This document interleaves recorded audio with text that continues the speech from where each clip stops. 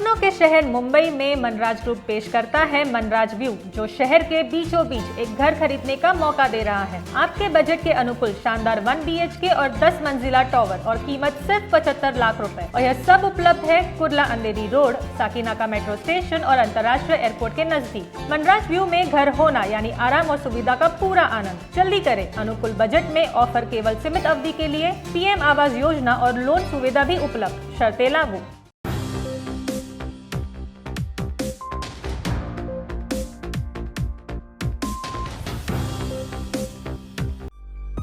महाराष्ट्र के परिवहन मंत्री और शिवसेना नेता अनिल परब के खिलाफ ईडी ने एक बार फिर समन जारी किया है।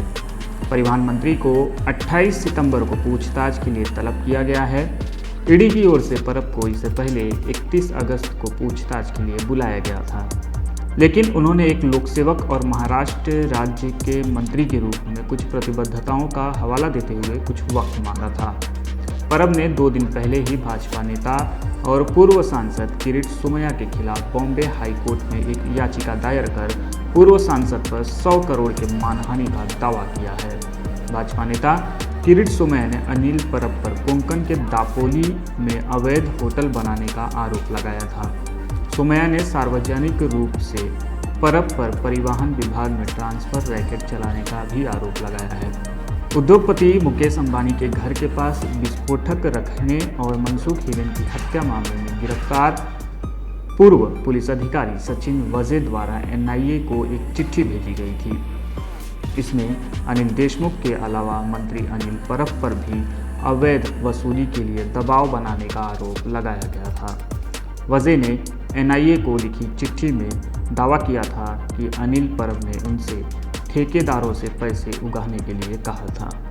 वजे ने पत्र में जिक्र किया था कि अनिल परब ने उनसे जुलाई-अगस्त 2020 में मुलाकात की थी और एक ट्रस्टी से पैसे वसूलने के लिए कहा था।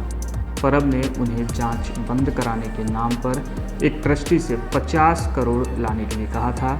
इसके बाद परब ने उन्हें इस साल जनवरी में दोबारा बुलाया और BMC के ठेकेदारों के खिलाफ जांच और उनमें से हर एक से 2 करोड़ रुपए वसूलने के लिए कहा था। वजे ने दावा किया है कि उन्हें ऐसे 50 ठेकेदारों से कम 2 करोड़ रुपए लाने के लिए कहा गया था। हालांकि शिवसेना नेता ने इन आरोपों को सिरे से खारिज कर दिया था। परब ने कहा था कि मैं एक सच्चा शिवसैनिक हूँ और पार्टी के भगवान बाला साहेब ठाकरे और मेरी दोनों बेटियों की कसम खाकर कहता हूँ कि मैंने वजे को ऐसा कुछ नहीं कहा था। उन्होंने कहा कि वजे ने उन पर जो आरोप लगाए हैं वह सरासर झूठ है। बीजेपी ने पहले ही कहा था कि हम अब अगले मंत्री को टारगेट करेंगे। परब वही मंत्री हैं जिनका ऑडियो केंद्रीय मंत्री नारायण राणे की गिरफ्तारी के बाद वायरल हुआ था। इसमें वे एक प्रेस कॉन्फ्रेंस के दौरान एक पुलिस अधिकारी को राणे को जल्द गिरफ्तार करने की हिदायत देते नजर आ रहे थे। DRV न्यूज़ के लिए राहुल पांडे की रिपोर्ट।